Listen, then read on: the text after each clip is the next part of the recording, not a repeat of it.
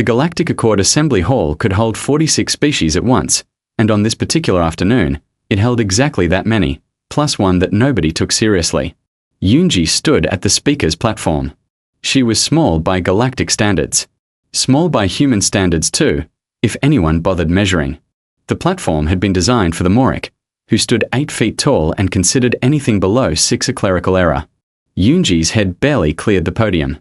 She did not ask for an adjustment. She let them look down. Outpost Maru, she said. Civilian colony. Deep Space Corridor 7. Population at time of attack, 4,312. The assembly hall hummed with bioluminescent light. 46 species shifted in their seats, their benches, their suspension harnesses. The Tessic delegates cleaned their mandibles. The Helkari ambassador studied his claws like a man checking for dirt under his fingernails. Yunji placed a data chip on the podium. Glassed from orbit. No warning transmission. No evacuation window. No military presence on the colony at time of engagement. She paused. Not for drama. For accuracy. 4,312 dead. 11 were children under 1 year old. The hall did what it always did with numbers. It absorbed them the way sand absorbs water, completely and without visible change. Pillik, the senior mediator, rose from his platform at the center of the chamber. He was Tessic, insectoid, old, careful. He had brokered galactic peace for 200 years by making sure nobody ever had to feel uncomfortable about anything. He was very good at his job. The Accord recognizes the loss, Pillik said, his voice carrying the practiced warmth of a funeral director. The Mediators Council has reviewed the engagement details. The Helkari action occurred within a contested resource corridor. Under Section 14 of the Boundary Precedent Charter, military operations in contested corridors are, he paused. The word always came easy. Non actionable. 11 minutes. That was how long it had taken. 46 species, 11 minutes, 4,312 people reduced to a legal footnote. Yunji did not blink. She did not raise a voice. She picked up the data chip and placed it back in her jacket. May I have the ruling in writing? Pillik tilted his head. His antennae twitched in a way that meant confusion. No species had ever asked for a ruling in writing. What would be the point? Rulings were rulings. They dissolved into the record and everyone moved on. That was how the galaxy worked. Of course, he said. Yunji thanked him, stepped off the platform, and walked out of the assembly hall at a pace that suggested she had somewhere to be. She did. 14 hours later and half a galaxy away, Taiho read the ruling on a datapad. He was sitting in the captain's chair of the Jindo Asterisk, a ship that had been a freight cruiser in a previous life and was now something that didn't have a classification. The chair was bolted to the deck at a slight angle because Minyu had welded it during a bad mood and nobody had corrected it since. Taiho read the ruling twice. He set the datapad face down on the armrest. Minyu. A voice came from somewhere inside the wall. Minyu lived in the walls the way some people lived in houses, reluctantly but completely. What? The engine retrofit. How long? A pause. Metal scraped against metal somewhere deep in the ship's guts. 6 weeks. Maybe 5 if you stop talking to me. You have 4. Silence from the wall. Then, 4 is stupid. 4, Minyu. More silence. Then the sound of a wrench being thrown, caught, and thrown again. 4. Taiho stood and walked to the tactical bay, which was really just a repurposed cargo hold with screens bolted to every flat surface. Sujin was already there. She had been there for what looked like hours, judging by the 3 empty coffee pouches stuck to the magnetic strip above her console. She was building something on the tactical display. Lines, nodes, probability arcs, a web of light that pulsed and reformed every few seconds like a living thing. She hadn't been asked to build it. She hadn't been briefed. She hadn't been told about the ruling. She already knew. Taiho looked at the display. What is that? Sujin didn't turn around. Their nervous system. He waited. Every fleet has one, she said, pulling a node and stretching it across the display. Communication relays. Supply lines. Navigation markers. The actual ships are just the teeth. This, she tapped the web, is the jaw. The muscle. The brain that tells the teeth where to bite. She finally looked at him. She was smiling, but it wasn't a happy smile. It was the smile of someone who had found the answer to a question that made her sick to ask. Break the jaw, and the teeth are just decoration. Taiho looked at the web for a long time. Then he nodded once and left. In the communications bay, a closet with ambition, Yuna was already seated. She had a headset on and her fingers were moving across a frequency board with the kind of focus that made the air around her feel heavier. She was composing a narrowband transmission. Encrypted. Targeted. 14 addresses. The message was 3 words. Asterisk Maru remembers. Gather. Asterisk. She sent it.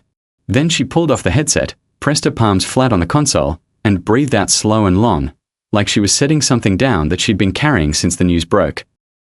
In the Helkari home system, Commander Orvan received a commendation medal for the Maru operation. It was a disc of dark metal, heavier than it looked. He placed it on his desk beside 6 others. He did not look at it again. The operation had been efficient. The colony had been in a resource corridor the Dominion wanted cleared. There had been no resistance worth reporting. It was like widening a road. You did not think about what was under the pavement. He returned to his strategic display and began planning the next quarter's patrol routes. Taiho went to the cargo bay last. It was cold down there. The lights were set to minimum, a dim orange that made everything look like a memory. In the center of the bay, mag-locked to the deck, sat a standard-issue personal effects crate. Grey.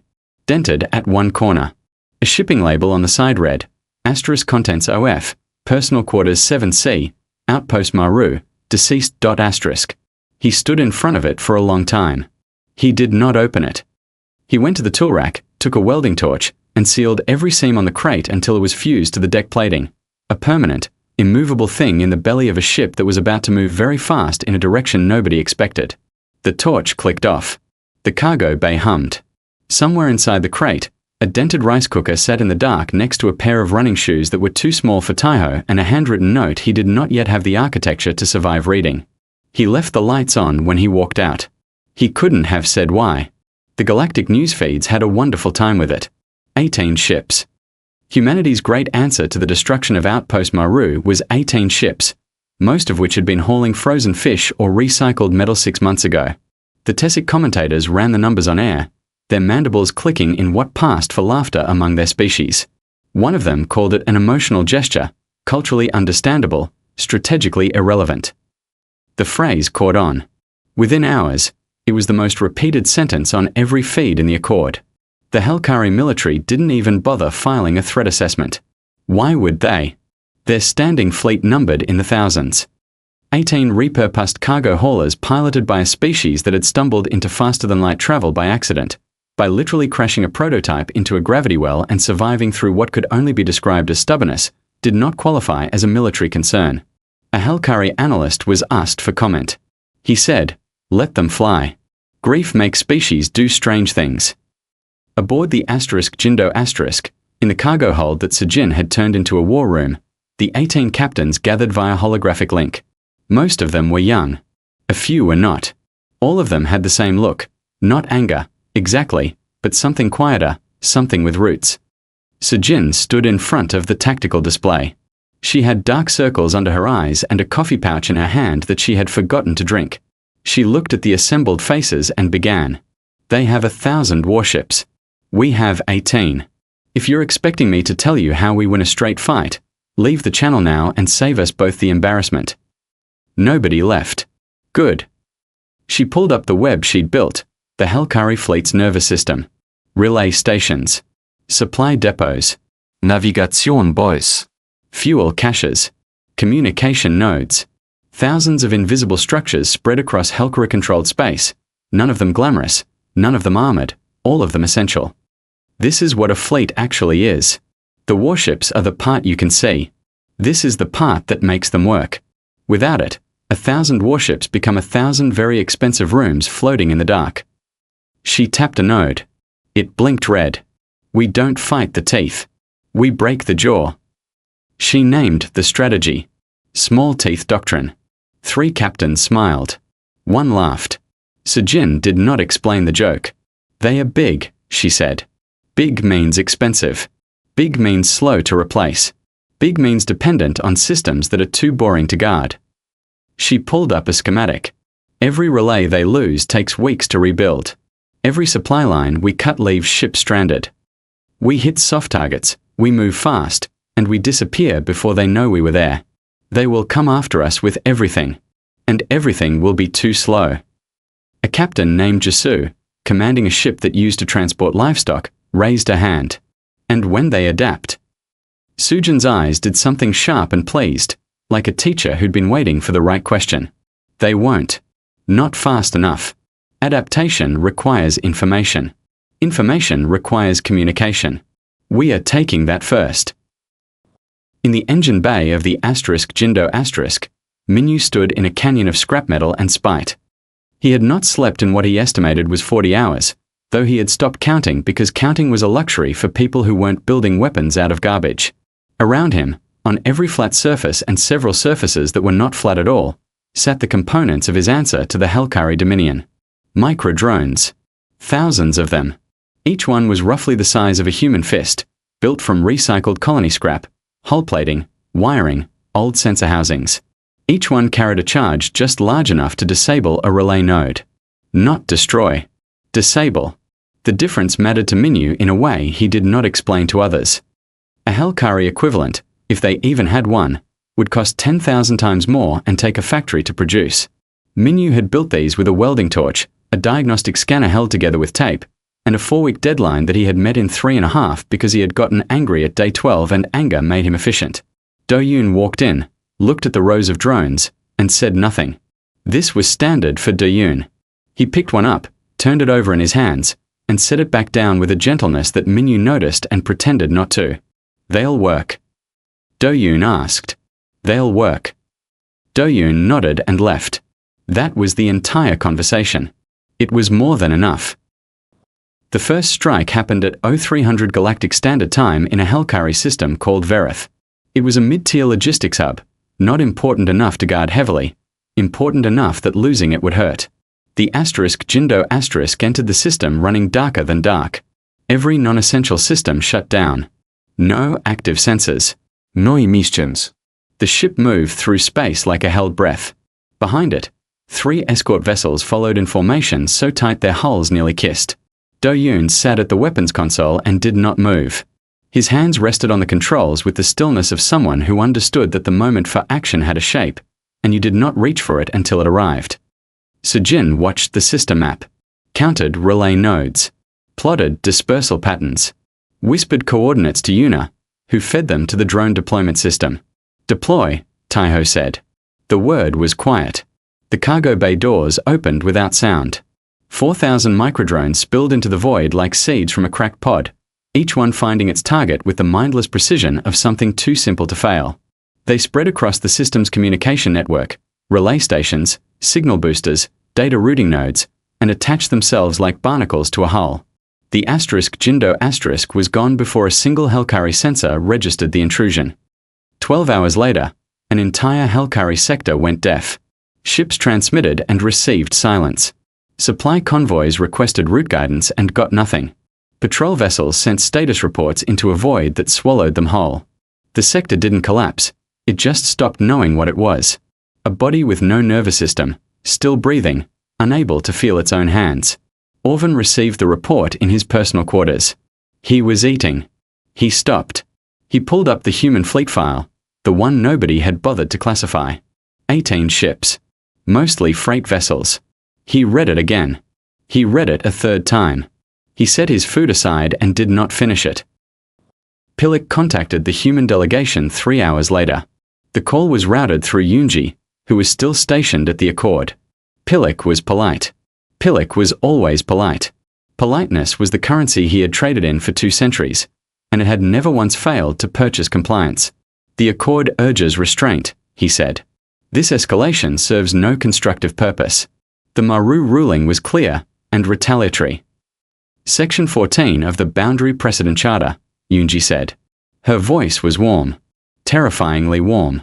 She was reading from something. Military operations in contested corridors are non-actionable. The specific language used in the formal ruling, which I requested in writing and received, states that unilateral force deployment in disputed zones does not constitute an act of aggression under Accord law. Pilik's antennae went flat. We are currently operating, Yoonji continued, in 7 contested resource corridors. All of our actions fall within the boundary precedent you yourself established. She smiled. The smile reached her eyes. Your words, senior mediator. Not ours. The channel closed. Pilik sat in the silence for a long time. In 200 years, no species had ever used his own legal framework as a weapon. He had built a system designed to prevent retaliation.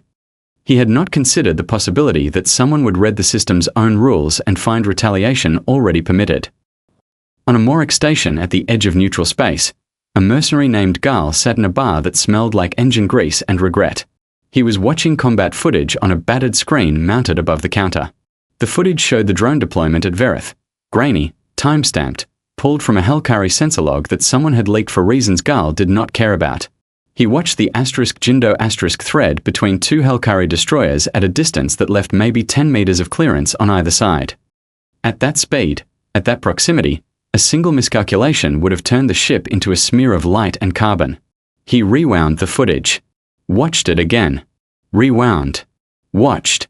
He was Moric, 8 feet tall, built like something that evolution had designed for violence and then, as an afterthought, given the capacity to appreciate it. He had been a soldier for 40 years. He had fought alongside species that could crack starship hulls with their bare limbs. He had not been impressed by anything in a very long time. He saved the file. He ordered another drink. He did not stop watching. Orvan had been given 600 warships and a single order: find the human flotilla and end this. He stood on the command deck of the Dominance Absolute Asterisk, a flagship so large it had its own weather patterns in the lower cargo bays. Around him, holographic displays tracked the positions of his battle group, 600 points of light moving in perfect formation through the dark, each one representing enough firepower to glass a continent. This was the Hellkari way. Overwhelming scale. Absolute certainty. War was not a contest. It was a correction. The humans had been tracked to the Volta Nebula, a region of electromagnetic chaos that most species avoided for the same reason most people avoided walking into thunderstorms. It was dense, volatile, and played havoc with every sensor system the galaxy had developed over the last 3 centuries. Nothing could see clearly inside it. Nothing could communicate reliably. It was, by every strategic doctrine Orvan had studied, the worst possible place to make a stand. Which meant the humans had chosen it on purpose. Orvan did not like that thought. He dismissed it and gave the order to advance. Taiho watched the Hellkari fleet approach on a display that Sejin had rigged to pull data from a chain of passive sensor buoys, little things, the size of soup cans, that Minyu had scattered across the nebula's outer edge like breadcrumbs. They didn't transmit. They just listened. Old technology. Technology so simple that the Hellkari detection systems filtered it out as background noise. 600, Sejin said, reading the count. She was sitting cross-legged on the deck, her tactical console pulled into her lap like a dinner tray. She looked almost comfortable. They brought 600. Enough? Taiho asked. For us, or for them? He didn't answer. Sejin set the console down and stood. She stretched her neck, cracked her knuckles, a sound Minyu hated and she knew it, and pulled up the nebula map. We split into pairs. Each pair enters the nebula through a different corridor. Once inside, we go dark. Full dark. No active sensors, no standard comms, nothing that radiates above background. And we communicate how? Asked Jasu over the fleet link. Flashlights. Silence on the channel. Sujin grinned. Not at the silence. At the beautiful stupidity of it. Line of sight optical pulses. Modified. Yes. Titan beam. Coded sequence. But the principle is the same one humans used before they had electricity. Light you can see with your eyes. She let that sit. The Hellkari filter optical range signals out of their detection suite because no species in the Accord has used them in 400 years. They will not be looking for something that primitive. That is the point. She tapped the map. Inside the nebula, their sensors are garbage. Their communications are garbage. Their formation protocols, which depend on real-time data sharing, are garbage. They become 600 individual ships that cannot talk to each other, cannot see each other, and cannot coordinate. We become 9 pairs that can. Taiho looked at the map. 9 entry points. 9 corridors into electromagnetic hell. All ships, he said. Split and enter. The Hellcarry fleet followed them in. It was the first mistake, and it was enough. Inside the Volta Nebula, the universe became soup. Sensor screens filled with static. Communication channels dissolved into white noise. The Hellcarry ships, designed to operate as a networked organism, each vessel a cell in a greater body, found themselves cut off from the brain. Individual captains made individual decisions. Some held position. Some advanced. Some turned in circles, firing active sensors that bounced uselessly off charged particle clouds and told them nothing. Into this blindness, the humans came. The Jindo and its partner, a converted mining vessel called the Callison ghosted through the nebula like fish through dark water. They communicated in light, brief, coded flashes between ships that were invisible at anything beyond direct line of sight. Sujin coordinated from her console, tracking the soup can's passive data, building a picture of the nebula that the Hellcarry couldn't see. They found a Hellcarry destroyer alone, separated from its squadron, turning in a slow circle with its sensors blazing uselessly. The Callison hit its engine array from below.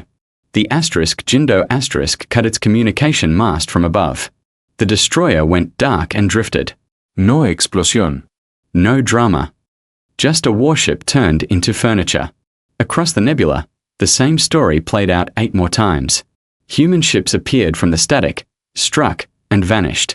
A Hellcarry cruiser took a hit to its reactor shielding and began venting atmosphere. 2 destroyers, chasing the same phantom signal, collided at a speed that turned their forward sections into modern art. A patrol group fired on what they thought was a human vessel and destroyed one of their own sensor relays. Orvan stood on the bridge of the Dominance Absolute and watched his fleet eat itself. He issued orders. Nobody heard them. He changed frequencies. Static. He tried optical communication, but the Hellcarry had no protocol for it, no equipment, no training. It was not a capability they had ever needed. Why would they? They were the largest fleet in the galaxy. They did not need to whisper. He was learning that size was not the same as strength. He was learning it in real time, and the tuition was 93 ships. Do-Yoon earned his moment in the 3rd hour. A Hellcarry heavy cruiser, one of the big ones, bristling with weapon arrays like a porcupine made of bad decisions, broke through the static close enough to the Jindo that Taiho could see its hull lights through the forward viewport. Close enough that Sejin said a word in Korean that had no polite translation. Do-Yoon was already at the weapons console. His hands moved once. 1 shot. A single beam, threading through the particle interference at an angle that required compensating for 7 different electromagnetic variables in the space of a breath. The shot hit the cruiser's primary engine coupling. Not the hull. Not the weapons. The coupling. The one component that, when disabled, turned a heavy cruiser into a very expensive rock. The cruiser drifted. Its lights flickered. It was alive but couldn't move. Taiho looked at Do-Yoon. That gun doesn't have that range. I modified it. When? Do-Yoon was already recalibrating for the next target. The conversation was over. The rupture came without warning, as ruptures do. A Hellcarry volley clipped the Jindo's port side. Not a direct hit, a graze, really, the kind of impact that in a proper warship would register as a minor inconvenience. But the Jindo was not a proper warship. It was a freight cruiser held together by Minu's anger and structural optimism. The ship bucked. Lights went red. Systems screamed. And in the cargo bay, the welded crate shifted on the deck. Taiho heard it. Not through the ship's audio system. Not through any sensor. He heard it the way you hear something that lives inside your chest, a metallic scrape, a small shifting of weight, and then he was not on the Jindo anymore. He was in a kitchen. A small one. There was steam on the windows and a smell that meant someone had left rice on too long. His brother stood at the stove, 22 years old and alive and holding a spatula like a weapon, laughing at the burned mess in the pot. Laughing the way people laugh when they don't know yet that the universe has filed them under acceptable losses. 3 seconds. Maybe less. Taiho was back.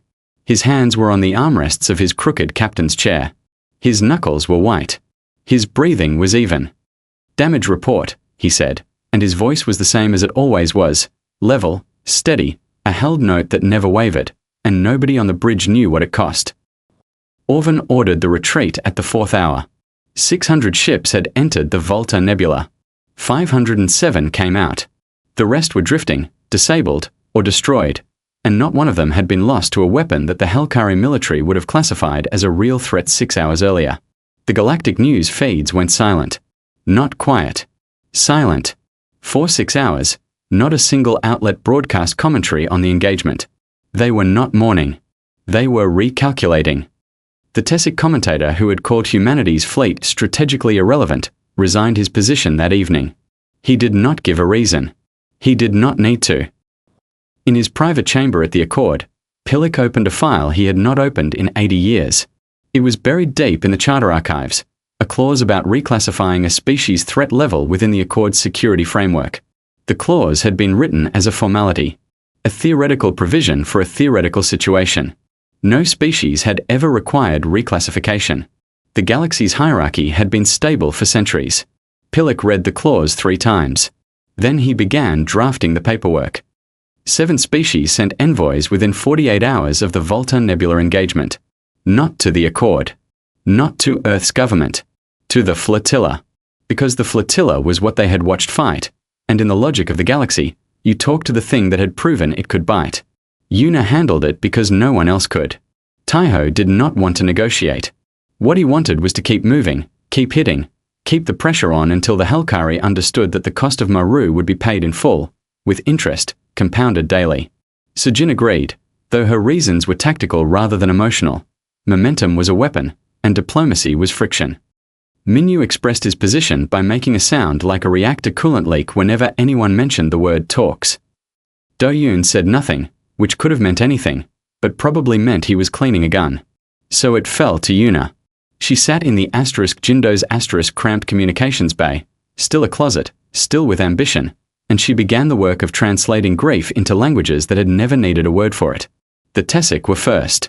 Their delegate was named Vothri, an older insectoid with mandibles that clicked in patterns Una had learned to read like punctuation. Tessic thought in systems. They had 17 words for inefficiency and not a single one for loss. Their closest equivalent meant something like permanent resource subtraction, which made Una want to throw her headset across the room. She didn't. She sat with it. She turned it over. And then she found the angle. Outpost Maru, she said, speaking in trade Tessic that she had practiced until her jaw ached, was 4,312 resource nodes. Each one unique. Each one non-replicable. Each one connected to networks of production, innovation, and social architecture that cannot be rebuilt through standard replacement protocols. She paused. Let the framing land. The Helkari did not eliminate a colony. They introduced permanent systemic inefficiency into the human network. Irreversible. Compounding. Vothri's mandibles stopped clicking. He was still. Tessic did not go still unless something had penetrated their processing architecture in a way they had not anticipated. Una watched it happen. Watched the alien equivalent of understanding crawl across his face like light across a slow dawn. Compounding, he repeated. Every year, Una said. Every generation. The things those 4,000 people would have built. The children they would have raised. The ideas they would have had. Subtracted. Permanently. Vothri said nothing for 11 seconds. Then he asked Una to send him the colony's population registry. Not the death count. The registry. Names, ages, occupations. He wanted to see what had been subtracted. Una sent it. She did not cry until after the channel closed. The Morik sent Gal. This was either an insult or a compliment, and Gal himself did not seem to know which. He arrived on the Jindo via a shuttle that was too large for the docking bay, which meant Minyu had to rearrange 3 cargo containers and swear in 2 languages to make room. Gal stepped out of the shuttle and had to duck to avoid hitting his head on the bay ceiling. He was 8 feet tall and built like a geological event. He did not meet with Una. He asked for Taiho. They sat in the mess hall. It was a small room with a bolted-down table and chairs that had been designed for humans, which meant Gal sat on the floor with his legs folded like a man who had long ago accepted that the galaxy was built for smaller people. Taiho sat across from him in a chair. Even seated, Taiho had to look up. Gal did not do diplomacy. He did not do small talk. He asked one question. The pilot in the nebula. Between the two destroyers. 10 meters on each side. That was you. It wasn't really a question. Taiho nodded anyway. Gal nodded back. Something passed between them. Not words, not agreement, not alliance. Recognition. The kind that only people who have been close to dying can exchange, because it lives in a frequency that peacetime cannot receive. Gal had fought for 40 years. He had stopped being impressed a long time ago. He was not impressed now. He was something else. Something he didn't have a word for in Moric. They sat for another minute. Gal stood, bumped his head on the ceiling, and left. The meeting was over. It had accomplished more than 6 hours of formal talks would have. The Helkari response came not through diplomacy but through doctrine. Orvan, shamed by the Volta Nebula and burning with something colder than anger, proposed the thing no Helkari commander had proposed in 300 years, a decimation protocol. Full scale. Not targeted at the flotilla, targeted at Earth. Humanity's homeworld. The source. The root. The logic was clean in the way that terrible logic always is. Destroy the origin, and the branches die. The flotilla was a symptom. Earth was the cause. Glass the planet, and the human problem would resolve itself with the same efficiency that Maru had been resolved. The Helkari High Command debated. Half the council found the proposal necessary. Half found it insane. The vote split down the middle, which meant it moved to secondary review, which meant it was alive. The intelligence reached Yunji through a channel that should not have existed. 3 weeks earlier, during Yuna's envoy meetings, she had built something that wasn't on any official record, a back-channel communication network that links 7 species delegates through encrypted relays hidden inside standard trade transmissions. It was invisible. It was technically illegal under Accord communications law. It worked. The Tessic delegate, Vothri, who had asked for the population registry, who had gone still at the word compounding, fed the decimation protocol intelligence into the channel. His reasoning, expressed in perfect Tessic logic, was that the proposed destruction of a homeworld represented catastrophic systemic inefficiency. The subtraction of an entire species resource base would destabilize 17 trade corridors and create cascading economic failure across the Accord. He did not mention grief. He did not mention morality. He spoke the language his species understood, and the message he delivered was, this must not happen. Yunji received the intelligence, verified it through 2 independent sources, and forwarded it to the asterisk Jindo star. Taiho read the report on his datapad. Earth. They were going to burn Earth. He set the pad down, picked it up, set it down again. Then he went to the cargo bay. The crate was where he had welded it, bolted, sealed, fused to the deck like a monument to something he wasn't ready to name. He stood in front of it and the orange light made everything look like a memory, which was the problem with orange light. He cut the welds. It took 10 minutes. He worked carefully, the way you work when you are approaching something that might break you and you want to give yourself every chance to stop.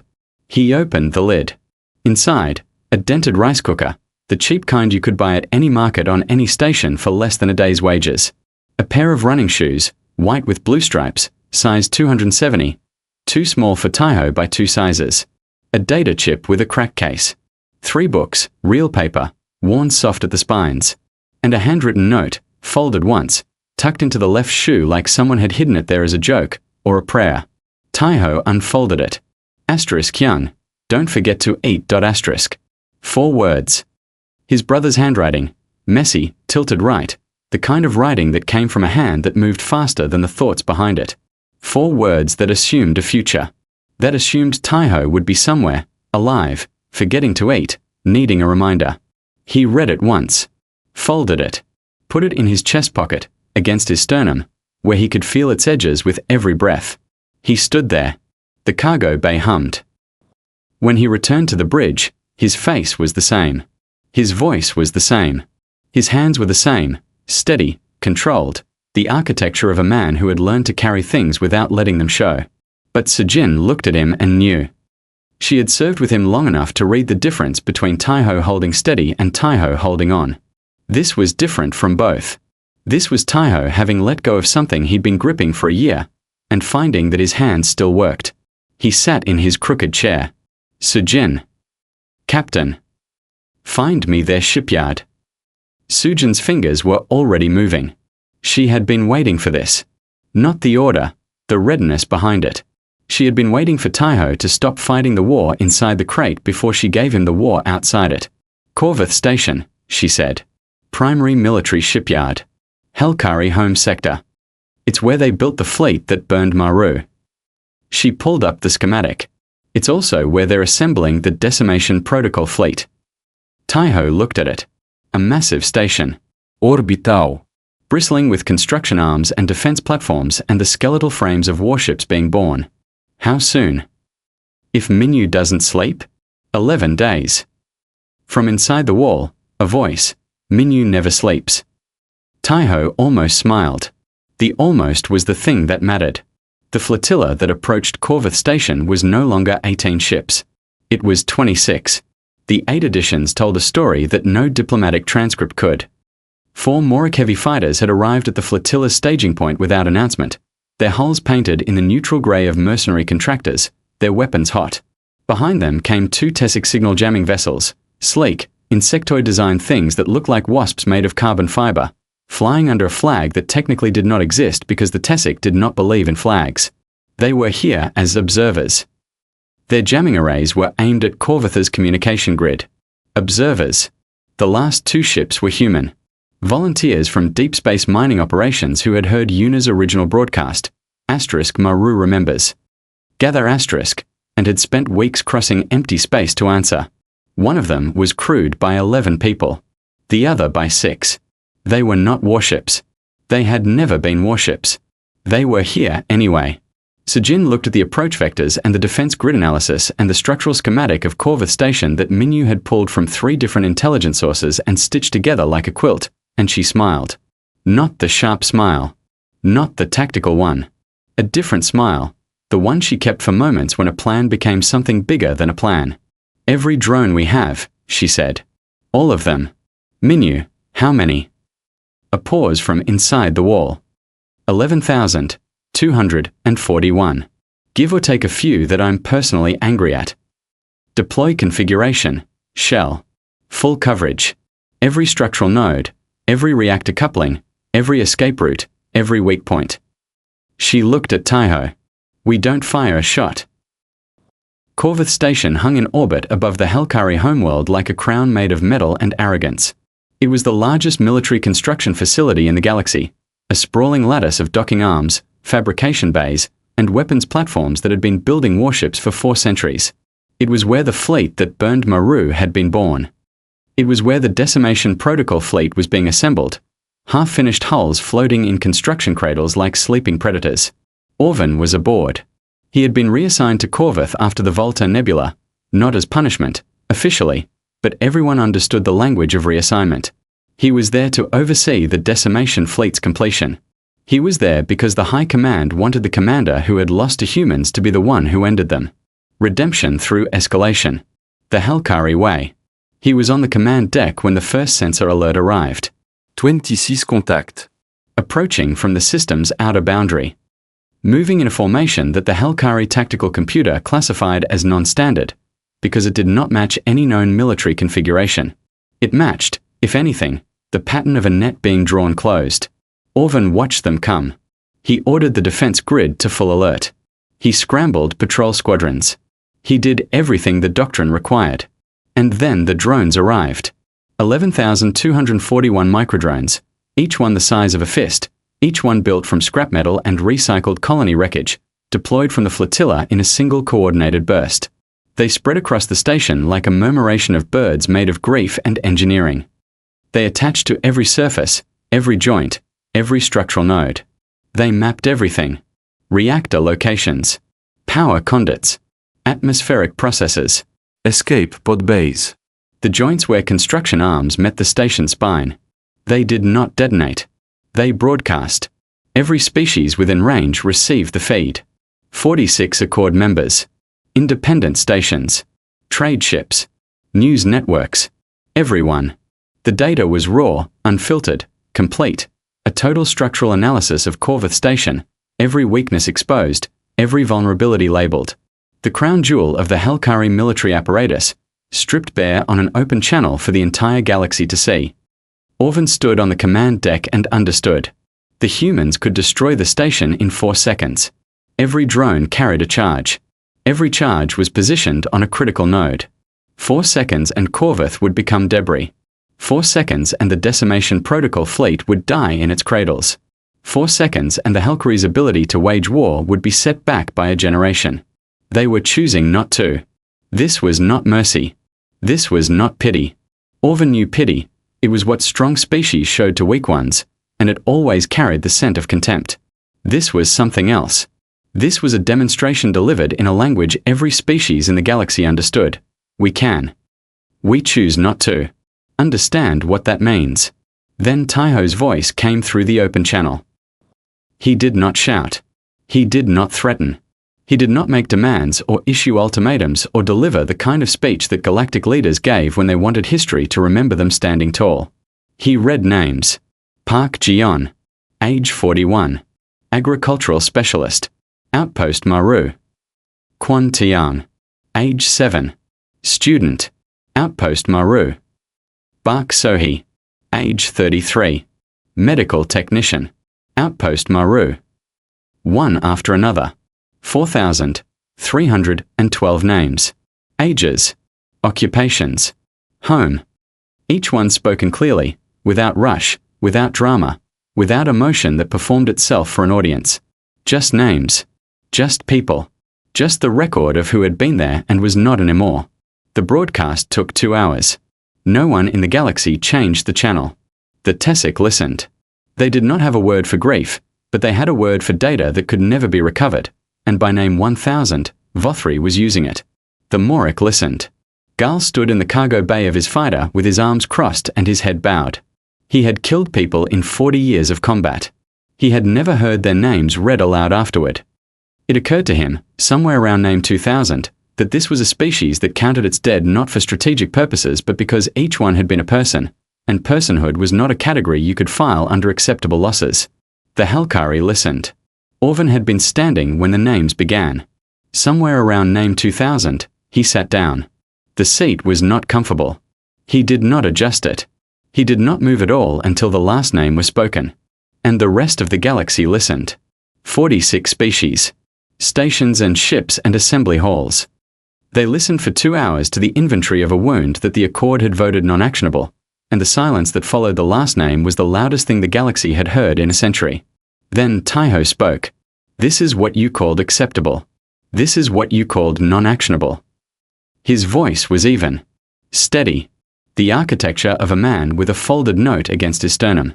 We are here so that the next time a species is erased and an assembly votes it tolerable, every delegate in that chamber remembers what requital looks like.